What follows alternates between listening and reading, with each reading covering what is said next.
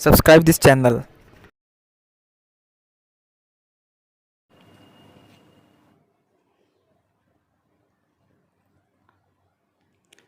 Hello everyone, ਅੱਜ ਦਾ ਜਿਹੜਾ ਆਪਣਾ ਟੌਪਿਕ ਹੈਗਾ ਉਹ ਹੈਗਾ ਵਰਚੁਅਲ ਫੰਕਸ਼ਨ। ਵਰਚੁਅਲ ਫੰਕਸ਼ਨ ਕੀ ਹੁੰਦਾ? A virtual function is a member function that you expect to be redefined in derived class when you refer to a derived class object using a pointer to the base class. You can call a virtual function for that object and execute the derived class version of the function. Virtual function ਨੂੰ ਆਪਾਂ use ਕਰ ਦਿਆਂਗੇ ਕਦੋਂ use ਕਰਦੇ ਹਾਂ? ਜਦੋਂ ਆਪਾਂ base class ਦੇ ਜਿਹੜੇ ਬੇਸ ਕਲਾਸ ਦਾ ਜਿਹੜਾ ਪੁਆਇੰਟਰ ਹੈ ਉਹਨੂੰ ਯੂਜ਼ ਕਰਕੇ ਡਰਾਈਵਡ ਕਲਾਸ ਦੇ ਜਿਹੜੇ ਆਬਜੈਕਟ ਨੇ ਆਪਾਂ ਐਕਸੈਸ ਕਰਨਾ ਚਾਹੁੰਦੇ ਹਾਂ। ਠੀਕ ਹੈ, ਬਟ ਪੁਆਇੰਟਰ ਕਿਹੜੀ ਕਲਾਸ ਦਾ ਯੂਜ਼ ਕਰ ਰਹੇ ਹਾਂ ਆਪਾਂ? ਬੇਸ ਕਲਾਸ ਦਾ। ਬੇਸ ਕਲਾਸ ਦਾ ਪੁਆਇੰਟਰ ਯੂਜ਼ ਕਰਕੇ ਉਹਦੇ ਜਿਹੜੇ ਆਬਜੈਕਟ ਨੇ ਉਹਨਾਂ ਨੂੰ ਰੀਡਿਫਾਈਨ ਕਰਦੇ ਹਾਂ ਡਰਾਈਵਡ ਕਲਾਸ ਦੇ ਵਿੱਚ। ठीक है, मान लो अपने को दो क्लासिस ने, फस्ट हैगी बेस क्लास तो सैकेंड हैगी ड्राइव क्लास।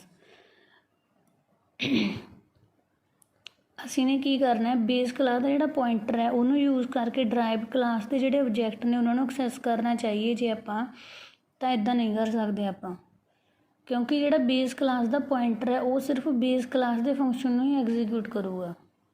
ठीक है, बेस क्लास के पॉइंटर में यूज़ करके आप ड्राइव क्लास के जोड़े ऑब्जेक्ट ने उन्होंने एक्सैस नहीं कर सकते।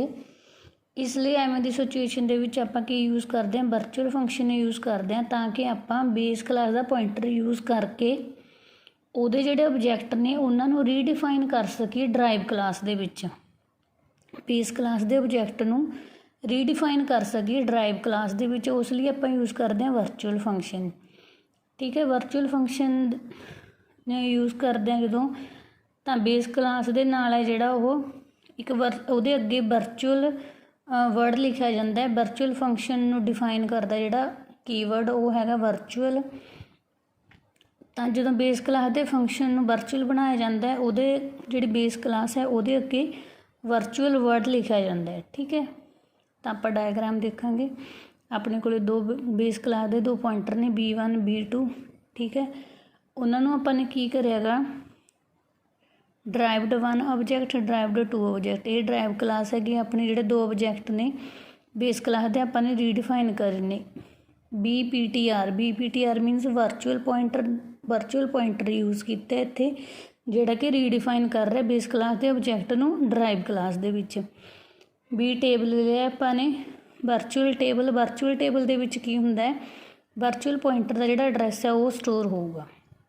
B टेबल दे विच वर्चुअल पॉइंटर का जोड़ा एड्रैस है वो स्टोर होगा।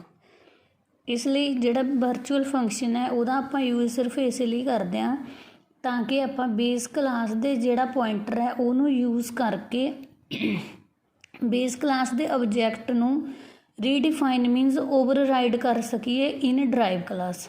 ठीक है, बेस क्लास के फंक्शनस नूं आपां ड्राइव क्लास दे विच ओवरराइड कर सकीए तो आप यूज़ करते हैं वर्चुअल फंक्शन।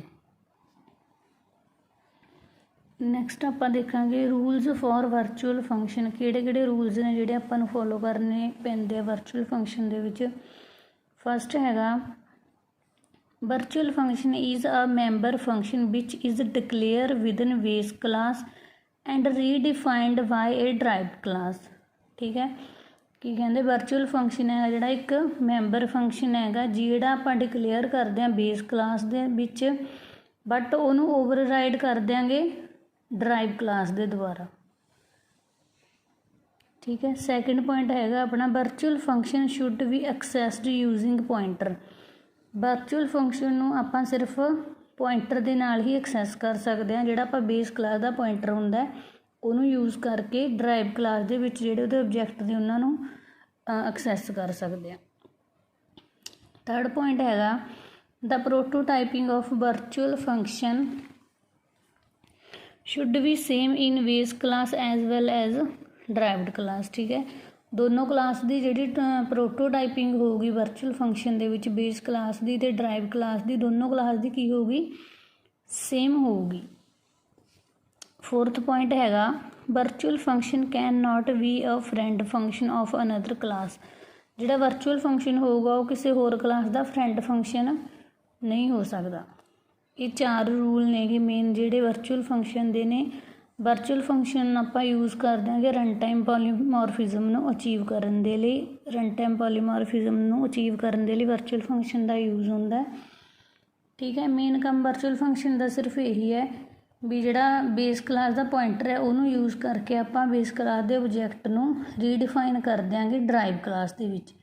ਠੀਕ ਹੈ, ਉਹਦੇ ਲਈ ਕੀ ਕਰਦੇ ਹਾਂ ਆਪਾਂ ਬੇਸ ਕਲਾਸ ਦੇ ਨਾਲ ਇੱਕ ਕੀਵਰਡ ਅੱਗੇ ਲਿਖ ਦਿੰਦੇ ਹਾਂ ਉਹਦੇ ਵਰਚੁਅਲ, ਤਾਂ ਆਪਾਂ ਨੂੰ ਪਤਾ ਲੱਗ ਜਾਂਦਾ ਆਪਣਾ ਇਹ ਵਰਚੁਅਲ ਫੰਕਸ਼ਨ ਦੇ ਤੌਰ 'ਤੇ ਕੰਮ ਕਰ ਰਿਹਾ। ਜਿਹੜਾ ਬੇਸ ਕਲਾਸ ਦੇ ਆਬਜੈਕਟ ਨੇ ਉਹਦਾ ਪੁਆਇੰਟਰ ਯੂਜ਼ ਕਰਕੇ ਆਪਾਂ ਉਹਨਾਂ ਨੂੰ ਡਰਾਈਵ ਕਰ ਸਕਦੇ ਆਂਗੇ ਰੀਡਿਫਾਈਨ ਕਰ ਸਕਦੇ ਆਂਗੇ ਡਰਾਈਵ ਕਲਾਸ ਦੇ ਵਿੱਚ।